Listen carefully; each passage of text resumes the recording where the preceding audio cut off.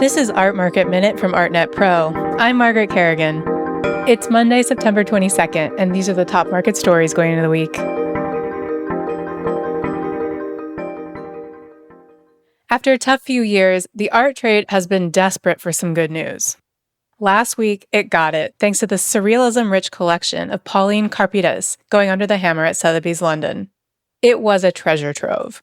More than half of the lots in the evening sale had never been offered at auction before, and 75% hadn't been seen for a quarter century. The sale soared past its estimate, raking in around $100 million across 55 lots.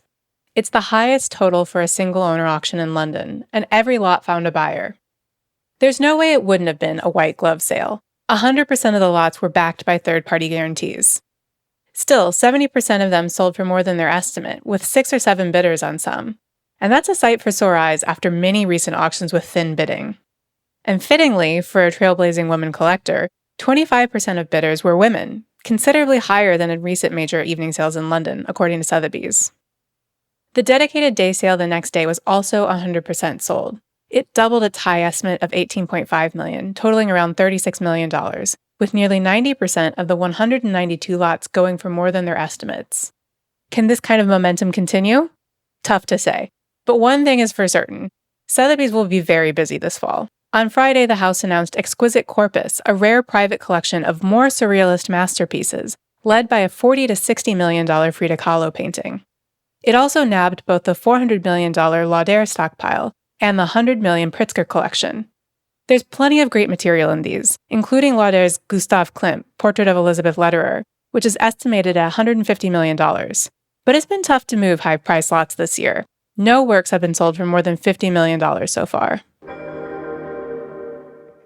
Is Poland in Eastern or Central Europe? Well, the answer depends on who you ask, but its growing role as a cultural and logistical hub between war-torn Ukraine and Western Europe is undeniable. That backdrop shapes this year's Warsaw Gallery Weekend, which featured 53 galleries and 50 exhibitions. The city's art scene is gaining international attention, bolstered by the new Museum of Modern Art Warsaw, a second edition of a boutique fair by Nada, and other regional events like Riga Art Week.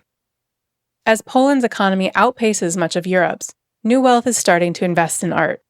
Curators call the weekend a seismograph of change, both artistic and political. Highlights included cross-border exhibitions like Abrupt at Gallery TBA, featuring Polish and Ukrainian artists, and a show by Colette Lumiere at Monopole. LA Louvre, Los Angeles' longest-running gallery, will close its Venice space this fall after nearly 50 years and shift to private art dealing and consulting.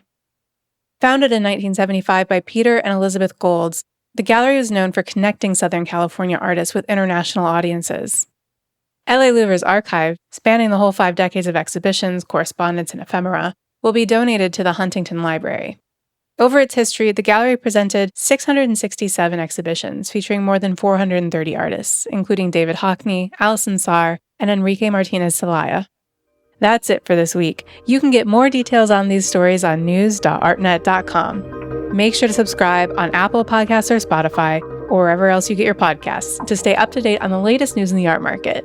Please also take a minute to rate and review us to help others discover what we're doing. Art Market Minute is produced by Sonia Manalili and me, Margaret Kerrigan. Thanks for listening, and we'll see you next week.